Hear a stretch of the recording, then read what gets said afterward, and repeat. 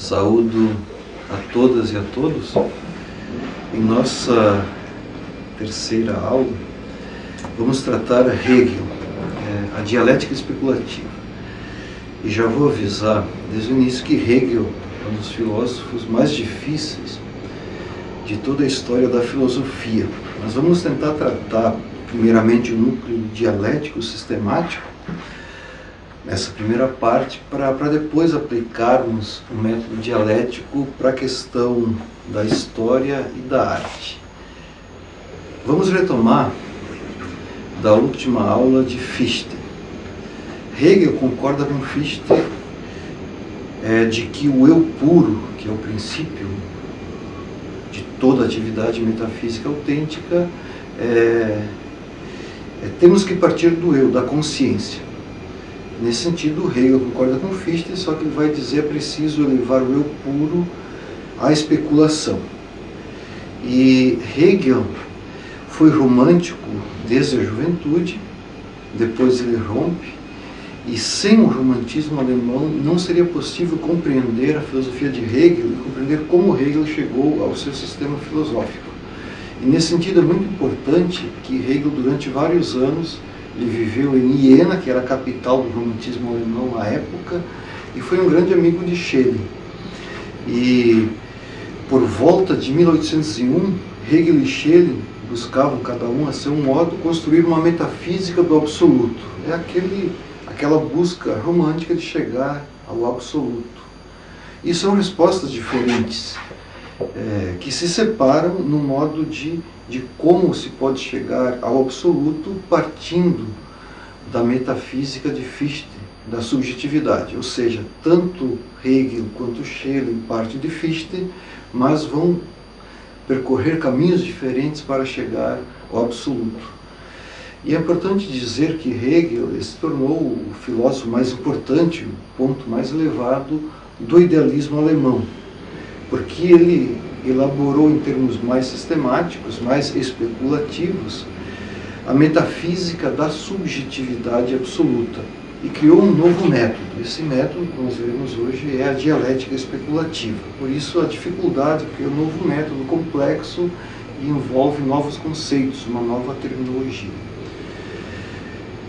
Apesar de chegar à filosofia do espírito absoluto por outras vias, como eu falei, Hegel ele foi romântico quando ele tentava buscar o sistema na juventude. E é isso que vamos ver agora. Vejam bem, Hegel quer chegar ao seu sistema construindo uma história do espírito. E o jovem Hegel, por ser romântico, ele se interessa pela vida do espírito, mas não uma vida fora do tempo. Hegel se interessa pelo espírito à medida que o espírito está na história. E o que é a história do espírito para Hegel? É onde é esse mundo em que nós vivemos, com todo o seu passado, com todas as suas tragédias e muitos bons, em que o absoluto se manifesta de modo contínuo, progressivo, mas de modo racional. E essa é uma diferença básica. Hegel quer captar um núcleo de racionalidade. Mas, pelo fato de ser jovem e romântico, essa racionalidade ainda era um tanto misturada com o sentimento. Para ter uma ideia, então, em 1797, Hegel estava em Frankfurt. Ele era um docente privado de uma família, e ele lá, junto com Hölderlin, que é um poeta romântico, ele elabora um princípio metafísico que pudesse unir de modo originário o ser com o viver. Veja bem, Hegel está preocupado com a vida, unir a vida com a metafísica, com o ser. E ele vai investigando até que no ano seguinte, em 1798, ele escreve a obra Fé e Saber, e ele vai trabalhar o princípio do amor. Vejam bem, os românticos acreditam que o amor, essa coisa tão vaga e tão forte, é o cerne para onde se pode chegar ao todo, à unidade. E claro, pelo fato de ser cristão, né, Hegel escreve de modo teológico, escritos teológicos em que o amor é um sentimento, porque o amor é um sentimento, né, com todos os encantos e as complicações da finitude, como os românticos trabalham. O amor é um sentimento que expressa a vida pura, a vida infinita. E Hegel achava que o amor seria o princípio de uma nova ética. Por isso ele já sai daquela coisa sentimental romântica e já procura dar um enfoque teológico e filosófico ético para o amor. E é um amor um tanto místico, um tanto espiritualizado, mas que permitiria chegar a essa unidade viva, ao absoluto, que é o que Hegel está querendo chegar. E a nossa preocupação, então, é como Hegel chegou à sua metafísica especulativa, como ele partiu do amor e chegou ao seu sistema. A nova metafísica de Hegel vai além desse sentimentalismo e do misticismo romântico, quando ele começa a relacionar a finitude com a infinitude, o amor com a reflexão dentro do absoluto. Ou seja, Hegel vai dando sempre mais importância para o trabalho do conceito. Por isso que ele se tornou um filósofo idealista. E esse passo marcante para chegar ao sistema acontece em 1801, quando ele escreve a obra A Diferença entre os Sistemas de Fichte e de Schelling. E aí nós temos já um passo importante para ele construir a metafísica do absoluto, em que ele compreende o espírito de modo racional e de modo sistemático. Nessa época, então, é que Hegel insere de modo produtivo, de modo a trazer grandes resultados, o princípio da especulação. É aí que Hegel vai se contrapor à intuição intelectual e estética, que tanto Fichte quanto Schelling defendiam. Notem bem, contra Fichte, Hegel diz que, na sua obra Fé e Conhecimento, que é de 1902, cito Hegel nessa obra, que o princípio do eu puro é apenas o produto da reflexão finita e vazia. Fichte permaneceria numa abstração vazia, sem conteúdo, sem concretude. E em oposição a Schelling, Hegel diz nessa época, e ele já começa a romper com Schelling, que era seu amigo, ele diz que o absoluto de Schelling, com essa intuição intelectual, que é o gênio, o artista que faria, é a noite em que todos os gatos são pardos. Ou seja, não dá para distinguir nada nesse absoluto de Schelling, porque essa intuição intelectual é uma coisa confusa.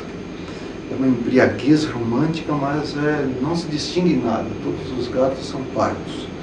É uma crítica bastante severa, né, para quem era seu amigo e colega.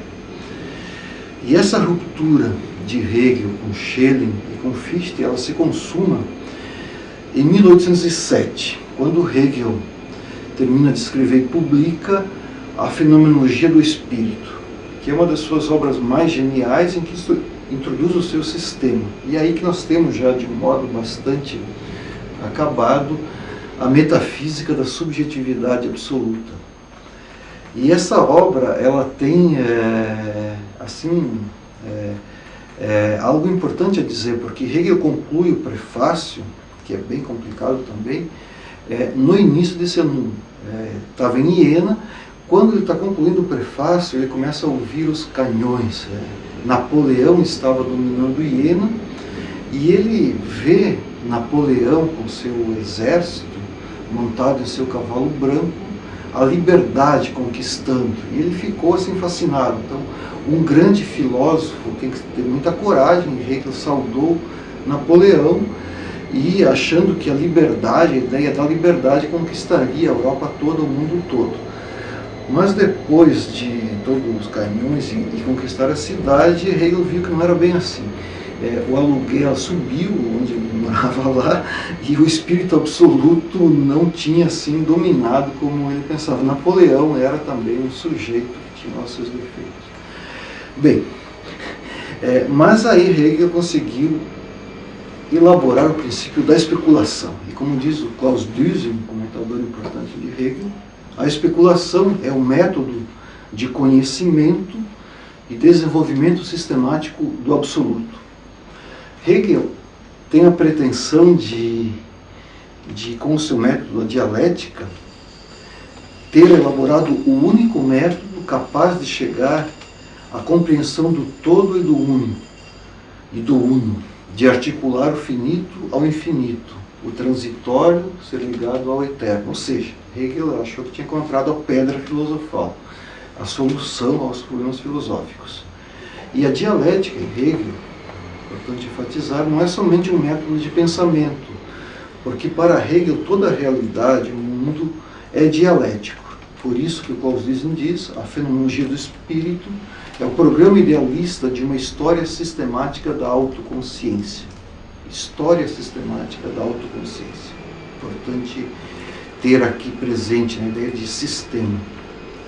O sistema de Hegel é construído com essa ilusão, com essa pretensão de que a consciência humana pode abarcar, pode explicar e pode produzir tudo. E esse é o grande fracasso que muitos sistemas idealistas e que Marx irá criticar Feuerbach, também como veremos depois. Mas essa é a pretensão de Hegel, era a sua fé. A fé de que a subjetividade poderia explicar tudo. E Hegel constrói essa odisseia da consciência, essa grande viagem, à medida que ele quer percorrer, refazer todo o caminho das experiências que a consciência faz em si mesmo, a partir de si mesmo, ao longo de toda a história da humanidade, desde os primórdios até a época do próprio Hegel. Sobre a importância que possui essa obra, a fenomenologia do espírito, para a filosofia como um todo, é importante citar o padre Lima Vaz, que foi um dos principais comentadores de Hegel aqui no Brasil, é um grande pesquisador, e ele diz o seguinte: a fenomenologia do espírito se caracteriza por articular com o fio de um discurso científico ou com a necessidade de uma lógica as figuras do sujeito ou da consciência que se desenham no horizonte do seu afrontamento com o mundo objetivo. Ciência da experiência da consciência. Esse foi o primeiro título escolhido por Hegel para sua obra. Na verdade, as figuras dessa experiência têm uma dupla face. Primeiro, histórica, porque as experiências aqui recolhidas são experiências de uma cultura que se desenvolveu no tempo sob a injunção do pensar-se a si mesma e de justificar-se ante o tribunal da razão. E uma face dialética, porque a sucessão das figuras da consciência não obedece à ordem cronológica dos eventos, mas à necessidade imposta ao discurso de mostrar, na sequência das experiências, o desdobramento de uma lógica que deve conduzir ao momento fundador da ciência do saber absoluto, como adequação da certeza do sujeito com a verdade do objeto. Essa aqui, então, é essa dupla relação.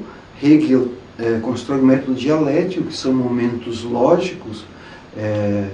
A história seguiria, então, aqui esse plano lógico, que é o conceito, a razão, e a história efetiva nossa, ela segue no plano temporal efetivo, essa mesma sequência desses momentos lógicos, só que no plano dos fenômenos, das coisas concretas. Mas Hegel não quer ser dualista, seria uma única história do espírito com duas dimensões que estão intercaladas, que estão articuladas, que estão, digamos assim, bem entremeadas, melhor dizendo. Por quê? Porque Hegel quer relacionar a fenomenologia do espírito, o modo como o espírito se manifesta, com a história. Então, a fenomenologia mostra como o conceito se origina no mundo dos fenômenos. Enquanto a sua lógica ontológica, o plano especulativo, apresenta o encadeamento dos momentos do conceito puro. Um outro comentador importante, o francês Jean Hippolyte, que escreveu Gênese e Estrutura da Fenomenologia do Espírito, diz que a cada momento abstrato da ciência, esse plano elevado, corresponde uma figura do espírito fenomênico em geral, do plano da história concreta. Assim, Hegel quer explicar todos os fenômenos espirituais como possuindo um desenvolvimento fenomenológico, histórico. E assim se poderia levar a nossa consciência empírica, a finitude, até o saber absoluto. O indivíduo poderia se elevar até o universal. Mas notem que o espírito universal não pode existir sem o indivíduo, porque é no indivíduo concreto, existente na história, com a sua singularidade, que o espírito se torna consciente. Então, cada indivíduo, cada um de nós, condensa o espírito da sua época, que Hegel chama de Zeitgeist, ou seja, os traços principais de uma época. Mas o indivíduo precisa ser educado no saber puro da ciência. Ele não pode se perder na finitude, nas paixões. O indivíduo precisa assumir-se como um membro ativo, que está construindo a história universal. História essa que está perpassada pelo saber absoluto. Vejam bem, Hegel está querendo aqui mostrar que não é uma abstração vazia o que ele está falando. E como exemplo de como o universal ele se manifesta em figuras concretas, ele cita a vida de Jesus como um exemplo paradigmático.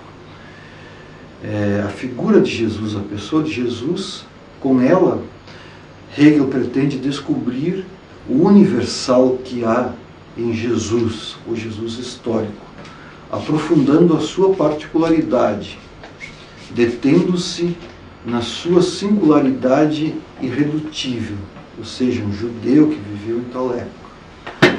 Mas Hegel só consegue fazer isso ao espiritualizar o individual, ao pressupor uma razão atuante na história.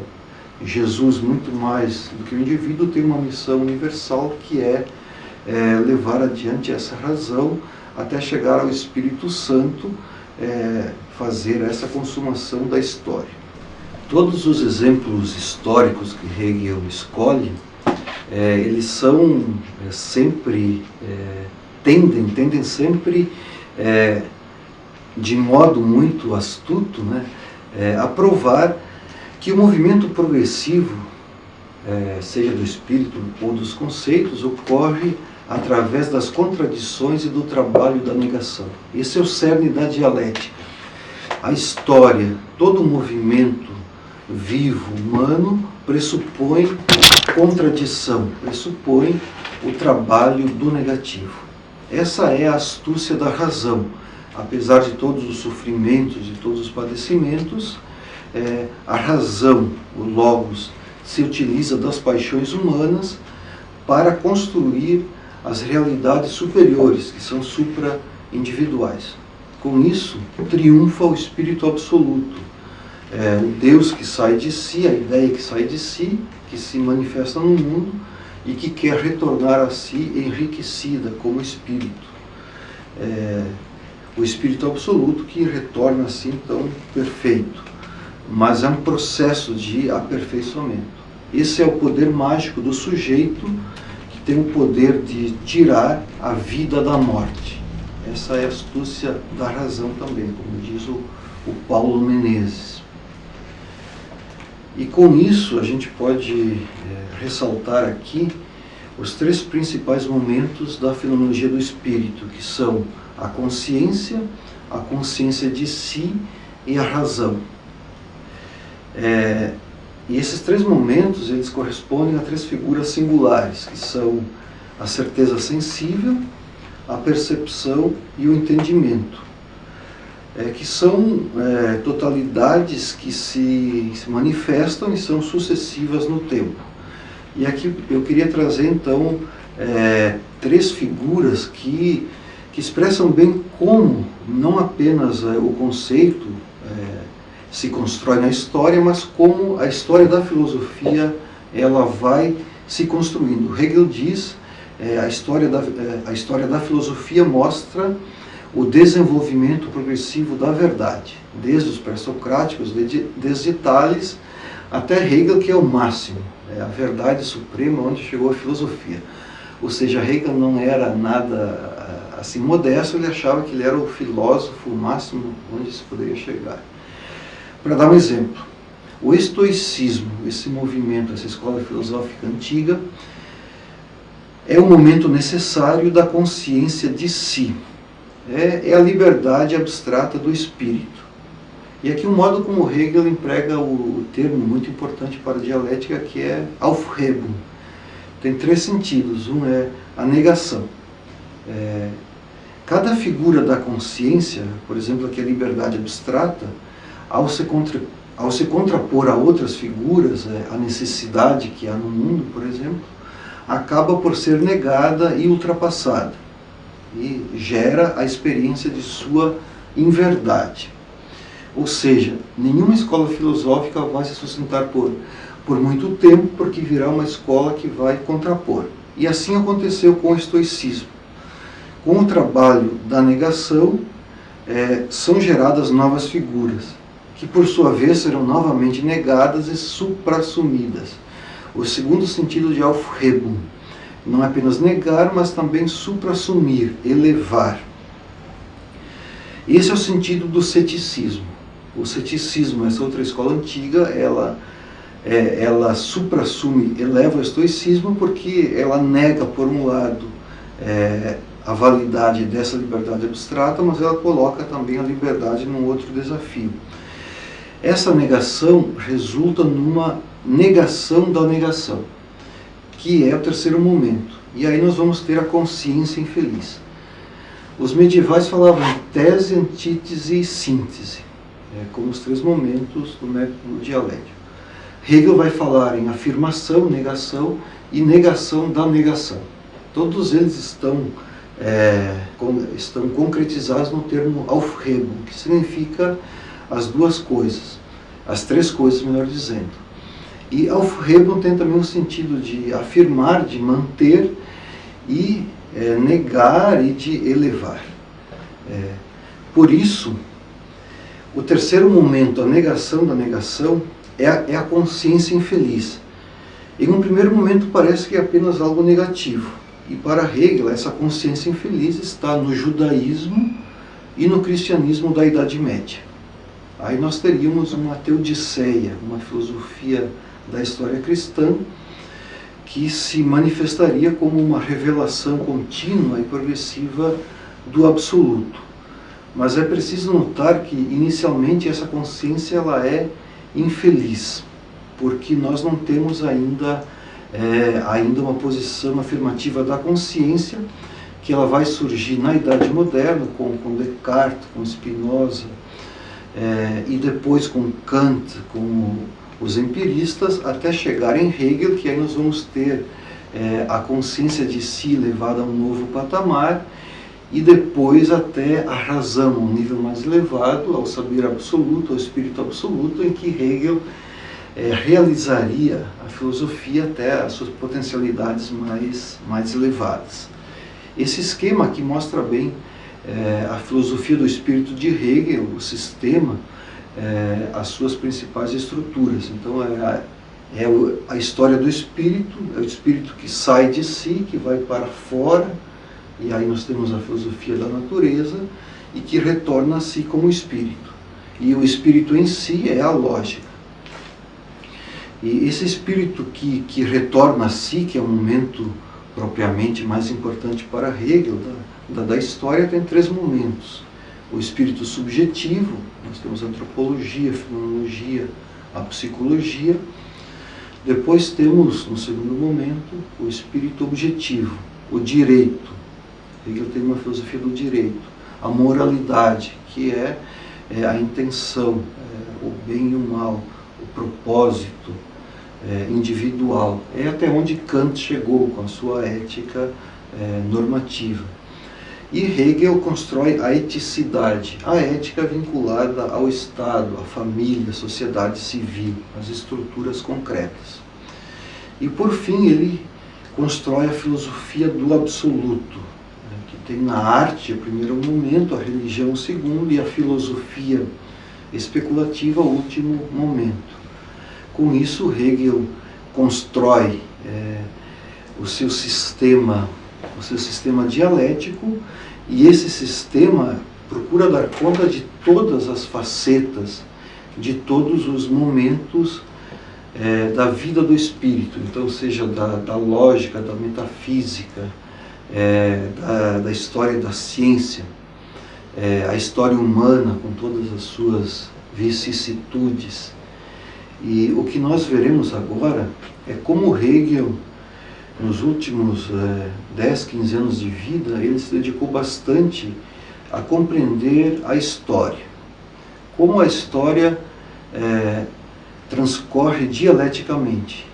E veremos, por fim, como a história da arte, ela expressa esse espírito absoluto através dessas grandes religiões universais, que são o budismo, o cristianismo, o judaísmo, o hinduísmo, o islamismo, até chegar ao mundo moderno, até chegar à época romântica, em que propriamente nós temos aí um período muito fértil para a arte, mas é quando também nós teríamos